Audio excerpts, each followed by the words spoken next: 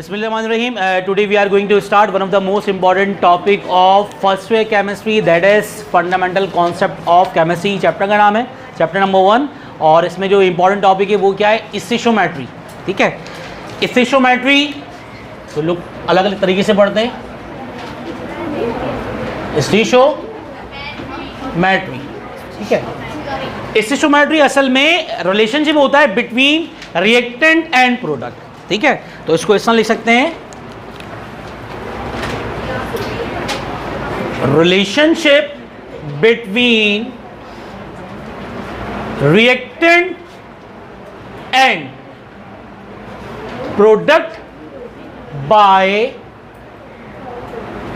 Balanced chemical equation. Reactant और product का relationship होता है by using balance chemical equation. पहली बात, अब केमिकल इक्वेशन क्या है हमारे पास, देखें भाई, एक ही होगा रिएक्टेंट और रिएक्टेंट और प्रोडक्ट को हम एरो से अलग करेंगे. अगर एक से ज़्यादा है तो रिएक्टेंट्स होंगे, प्रोडक्ट फॉर्मेशन कर रहे होंगे, दोनों को एरो सेपरेट करेंगे. रिएक्टेंट से पहले कोई नंबर लिखा होगा, फॉर एग्जाम्पल कोई नंबर लिखा हुआ ए और यहाँ पे लिखा हुआ है बी. ए क्या है, ए है small coefficient of reactant, coefficient of reactant. इसी तरीके से बी हमारे पास क्या है, कोफिशिएंट ऑफ प्रोडक्ट. अब रिएक्टेंट में, प्रोडक्ट में कुछ भी हो सकता है, कार्बन, हाइड्रोजन, ऑक्सीजन, और फॉर्मेशन हो रही है कार्बन डाइऑक्साइड की, वाटर की, मीथेन की, अमोनिया की. सिंपल. रिएक्टेंट जब कंबाइन होंगे, अगर न्यू सब्सटेंस फॉर्म कर रहे हैं विथ न्यू प्रॉपर्टीज, इसका मतलब एक केमिकल चेंज है और केमिकल चेंज के बाद हासिल होने वाली चीज वो क्या है, प्रोडक्ट है. अब रिएक्टेंट प्रोडक्ट को बैलेंस करने के लिए जो हम कोफिशिएंट इस्तेमाल कर रहे हैं वो कहलाएंगे कोफिशिएंट ऑफ रिएक्टेंट और कोफिशिएंट ऑफ प्रोडक्ट्स. अब यहां पर हमारे पास दो चीजें पता होनी चाहिए. देखें, स्टोइचियोमेट्री क्या है, relationship between reactants and product bye balance chemical equation. अब रिलेशनशिप मास का भी हो सकता है, वॉल्यूम का भी हो सकता है और मोल का भी हो सकता है, और दो चीजों का रिलेशन होगा. ठीक है, फॉर एग्जाम्पल हम देखें पहली बात, मास को जाहिर किससे करते हैं, एम से, और इसकी यूनिट क्या होती है, ग्राम्स. इसको लिखते हैं जी, जो हम रिलेशनशिप में इस्तेमाल करेंगे. वॉल्यूम को जाहिर करेंगे V से, और इसमें यूनिट्स क्या इस्तेमाल करेंगे, लीटर भी इस्तेमाल कर सकते हैं और डीएम क्यूब भी इस्तेमाल कर सकते हैं. लीटर और डीएम क्यूब आपस में इक्वल होते हैं, और कभी अगर ml या cm क्यूब में आ गया तो उसको हम कन्वर्ट कर लेंगे वापस किसमें, लीटर में या डीएम क्यूब के अंदर. ठीक है, तो वहाँ पर cm क्यूब में, ml के अंदर, लीटर, डीएम क्यूब, ये सारी वॉल्यूम की यूनिट्स हैं. m का मतलब मास, v का मतलब वॉल्यूम. अब यहाँ पर हमारे पास जो रिलेशनशिप है with respect to mass and volume, total 4 relationship बनते हैं. अगर हम गौर से देखें, हमारे पास 2 वेरिएबल हैं, एक मास, दूसरा वॉल्यूम. रिएक्टेंट प्रोडक्ट के दरमियान अगर रिलेशनशिप बनाए, 4 रिलेशन बनेंगे, mass mass relationship, volume volume relationship, mass volume relationship and volume mass relationship. लेकिन हमारे कोर्स के अंदर जो फंडामेंटल कॉन्सेप्ट ऑफ केमिस्ट्री है, इसमें 3 रिलेशनशिप हैं, मास मास, वॉल्यूम वॉल्यूम और लास्ट मास वॉल्यूम. ठीक है, तो हमारे पास जो रिलेशनशिप हैं वो कौन कौन से हैं, ये देख लेते हैं.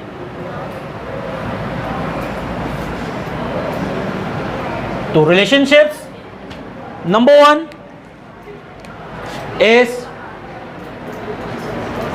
मास मास relationship. Second, volume relationship, and third one will be mass volume relationship. ठीक है, ये 3 रिलेशनशिप है जो हम लोगों को परफॉर्म करने हैं अपनी फर्स्ट ईयर केमिस्ट्री के अंदर. अब देखें, रिएक्टेंट और प्रोडक्ट के दरमियान रिलेशनशिप है, या तो हमें रिएक्टेंट का मास गिवन होगा और प्रोडक्ट का मास कैलकुलेट करना पड़ेगा, या तो हमें प्रोडक्ट का मास गिवन होगा और रिएक्टेंट का मास कैलकुलेट करना पड़ेगा. तो ऐसा रिलेशनशिप जिसमें हम रिएक्टेंट के जरिए प्रोडक्ट का मास कैलकुलेट करें या प्रोडक्ट के जरिए रिएक्टेंट का मास कैलकुलेट करें, किसी एक चीज का मास गिवन होगा, दूसरे का रिक्वायर्ड होगा। Such relationship is known as mass mass relationship. इसी तरीके से हम बात करें सेकंड रिलेशनशिप की, कि एक सब्सटेंस का वॉल्यूम हमेशा गिवन होगा, may be reactant may be product, और दूसरे सब्सटेंस का वॉल्यूम हम लोग कैलकुलेट करेंगे। Such relationship in which we calculate mass of reactant और product by given mass of reactant और प्रोडक्ट। अगर रिएक्टेंट का मास गिवन है, प्रोडक्ट का मास कैलकुलेट करें, प्रोडक्ट का मास गिवन है, रिएक्टेंट का मास कैलकुलेट करें। Such relationship is called mass mass relation. Same as it is, volume हमें गिवन है, लीटर या डीएम क्यूब गिवन है। अगर हमें रिएक्टेंट का वॉल्यूम गिवन है, प्रोडक्ट का वॉल्यूम निकालेंगे, प्रोडक्ट का वॉल्यूम गिवन है, रिएक्टेंट का वॉल्यूम निकालेंगे, तो ऐसा रिलेशनशिप कहलाएगा वॉल्यूम वॉल्यूम।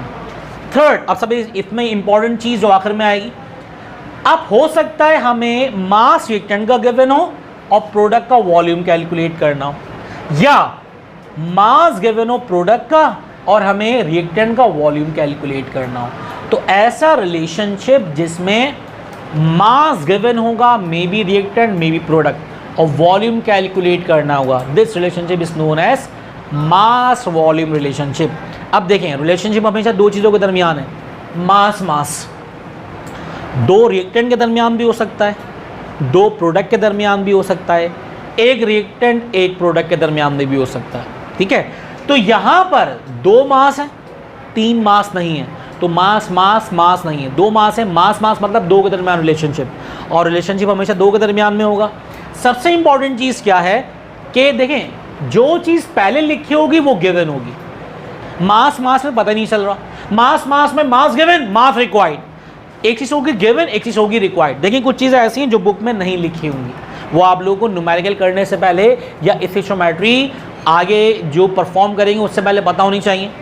मास मास लिखा हुआ है, पहली वाली चीज़ गिवन होगी, दूसरी वाली रिक्वायर्ड। ये तो आसान सी बात लग रही है, क्या बात हुई? Mass given mass required, volume given volume required. मैंने कहा जो पहले लिखा है वो गिवन होगा, मास वॉल्यूम में क्या गिवन होगा? Mass given volume required. अब वॉल्यूम गिवन नहीं होगा, ठीक है, यहां से बात समझ में आती है। मास वॉल्यूम का मतलब है हमेशा मास गिवन होगा। मास गिवन रिएक्टेंट का भी हो सकता है या प्रोडक्ट का भी। अगर रिएक्टेंट का मास गिवन है, हम प्रोडक्ट का वॉल्यूम कैलकुलेट करेंगे। तो जो पहले वाली चीज़ होगी हमेशा वो क्या होगी? गिवन। याद रखिएगा, जो फर्स्ट हमारे पास चीज़ होती है वो हमेशा क्या होगी? गिवन। ठीक है, ये हमें न्यूमेरिकल में गिवन होगी। और सेकंड वाली चीज़ क्या होगी? रिक्वायर्ड। वो यहां पर थर्ड में आपको रिलेशनशिप में क्लियर है। तो यहां तक उम्मीद है कि भाई स्टोइचियोमेट्री का मतलब समझ में आया होगा। स्टोइचियोमेट्री असल में मेजरमेंट है। स्टोइचियोमेट्री मेजरमेंट है, किस चीज़ की मेजरमेंट है? अमाउंट की। Amount in terms of, amount का मतलब मिकदार, या तो वो मोल्स की फॉर्म में हो सकता है, या तो वो मास की फॉर्म में हो सकता है, या तो वो वॉल्यूम। तीन चीज़ें हमारे पास, ठीक है। मोल्स 9th में था, 9th स्टैंडर्ड में था, मैट्रिक स्टैंडर्ड के अंदर। तो हमारे इंटर कोर्स के अंदर मोल रिलेशनशिप नहीं है। अब जो है वो मास और वॉल्यूम का रिलेशनशिप है। मास वॉल्यूम में भी टोटल 4 रिलेशनशिप बनते हैं, लेकिन हमारे कोर्स में 3 रिलेशनशिप शामिल हैं। मास मास अगर समझ में आ गया आपको तो वॉल्यूम वॉल्यूम ईजिली कर लेंगे। मास मास वॉल्यूम वॉल्यूम समझ में आ गया तो मास वॉल्यूम ख़त्म हो गया। मास वॉल्यूम डिपेंड कर रहा है इन दोनों के ऊपर, और वॉल्यूम वॉल्यूम डिपेंड कर रहा है मास मास के ऊपर। तो बहुत ही आसान सी बात कि relationship between reactants and product bye balance chemical equation is called stoichiometry. In stoichiometry के अंदर रिएक्टेंट और प्रोडक्ट के दरमियान रिलेशन डेवलप करते हैं by using variables. These variables में be mass, number of moles, volume, ठीक है। और इन दोनों का रिलेशनशिप होता है बाय बैलेंस केमिकल इक्वेशन। ये प्रोसेस कहलाता है स्टोइचियोमेट्री, ठीक है। उम्मीद है कि स्टोइचियोमेट्री आप लोगों को टॉपिक क्लियर होगा। स्टोइचियोमेट्री असल में होती क्या है, ठीक है। तो इसके बाद हम लोग करेंगे बैलेंसिंग ऑफ केमिकल इक्वेशन। फिर उसके बाद जो टॉपिक स्टार्ट है वो किस चीज़ के हैं? वो हैं स्टोइचियोमेट्री के न्यूमेरिकल्स के। विदाउट बैलेंसिंग ऑफ इक्वेशन हम स्टोइचियोमेट्री आगे बढ़ा नहीं सकते, ठीक है। तो अगर इसमें कोई सवाल है तो मुझसे आप ज़रूर पूछिएगा।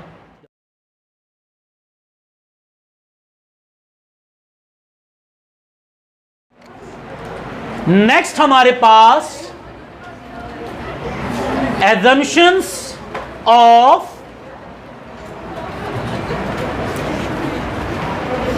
स्टोइचियोमेट्री,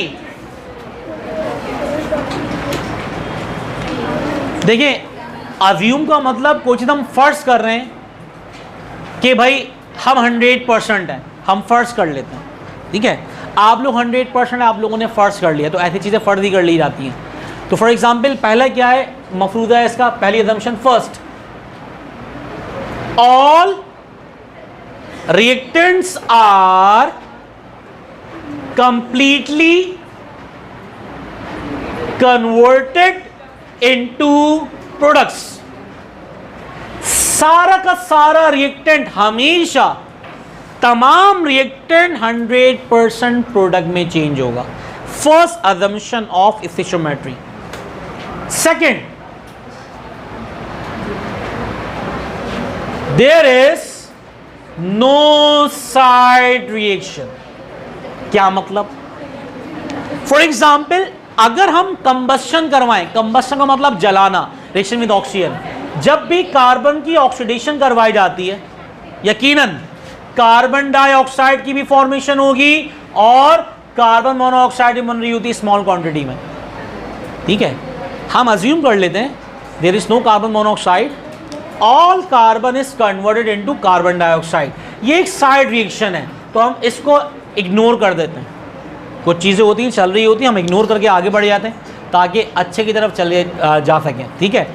तो अगर हमें स्टोइचियोमेट्री पढ़नी है सही से, दो असम्पशंस पर हमें फुलफिल उतरना पड़ेगा। पहला क्या है, all reactants are completely converted into product. अगर एक बच्चा पोजीशन लेके आ सकता है तो मैं क्यों नहीं लेके आ सकता? सिंपल सी बात है, all reactants are completely converted into product. Second, there is no side reaction. No side reaction का मतलब क्या है, कोई बीमार हो जाए, कोई नींद बहुत ज़्यादा आ रही है इम्तिहान में, सबके तमाम स्टूडेंट्स के लिए आवर सेम होते हैं। अगर एक स्टूडेंट है वो बेचारा बीमार पड़ गया, उसके बावजूद वो A1 लेके आ गया, तो इसका मतलब कोई लेम एक्सक्यूजेस नहीं। साइड रिएक्शन का मतलब कोई लेम एक्सक्यूजेस नहीं है स्टूडेंट के लिए, ख़ास तौर पर वो बहानेबाजी कर रहा है, इट मीन्स दैट के साइड रिएक्शन हो रहा है, वो अपना टाइम वेस्ट कर रहा है। तो ये दो असम्पशन लिखने के लिए आती हैं, तमाम के तमाम रिएक्टेंट प्रोडक्ट में चेंज होंगे और कोई भी साइड रिएक्शन नहीं होता। तो ये दोनों असम्पशंस स्टोइचियोमेट्री की याद होनी चाहिए आप लोग, ठीक है। तो हम नेक्स्ट टॉपिक की तरफ चलते हैं जो कि रिलेट कर रहा है किससे, बैलेंसिंग ऑफ केमिकल इक्वेशन। तो जब तक अल्लाह हाफ़िज़।